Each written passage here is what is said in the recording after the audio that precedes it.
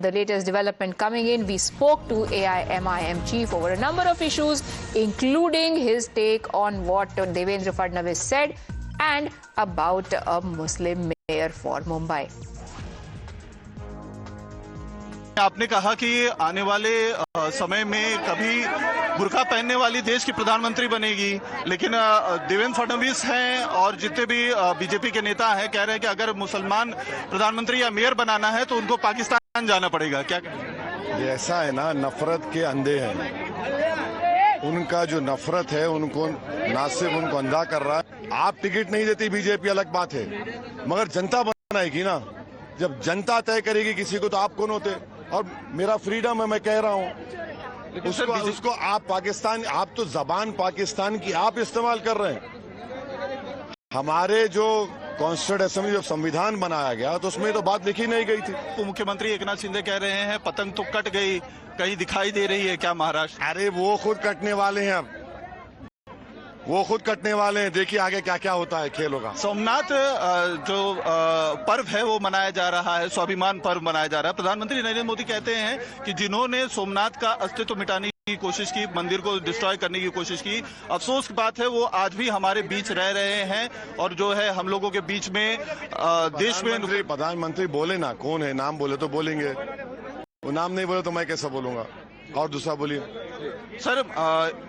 अभी महाराष्ट्र में जिस तरीके का माहौल चल रहा है, आप अजीत पवार के ऊपर भी सवाल उठाते हैं, अजीत पवार भी आपको बाहरी बताते हैं। दोनों ठाकरे ब्रदर्स साथ में आने के बाद अन्नामलई जो बीजेपी के नेता हैं या साउथ के जो हैं उनको निशाना बना रहे हैं। आप भी दक्षिण से आए हैं, आपको बार बार बाहरी कहा जाता है।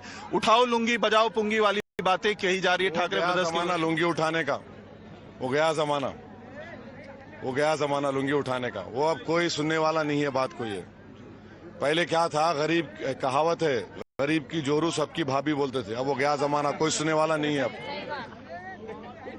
ये जो जबान इस्तेमाल कर रहे हैं, क्या जबान है बोलिए आप? चाहे कोई भी इस्तेमाल करो। अजीत पवार तो वो आदमी है जो शरद पवार का नहीं हुआ। अजीत पवार तो वो आदमी है जो 70,000 करोड़ का, वो खुद बोल रहा मेरे खिलाफ एलिगेशन है करप्शन का। वक्फ का बिल बन रहा था, अजीत पवार साथ दिए मस्जिद दरगाह खानखा को छीनने का। महाराष्ट्र में जिस तरीके का अभी ठाकरे ब्रदर्स आ गए हैं, आखिरी ब्रांड साथ में लाने की कोशिश की जा रही है, आपको बाहरी कहा जा रहा है और मराठी माड़ूस की बात की जा रही है। ये जो हिंदुत्व की आइडियोलॉजी है, उनकी नजर में जो आर्यन अपर कास्ट होता है उनको दिखता है कि वही देश का है। ओरिजिनली ये देश किसका है बोलो, अगर ऐसा हम चले जाएंगे तो ड्रेविडियंस का है, ट्राइबल्स का है। ये मौजूदा जो स्टीप्स है, ईरान है, अफ्रीका से लोग आते गए, यहां पर देश बनता गया। आप कैसा बोल रहे हैं बात को?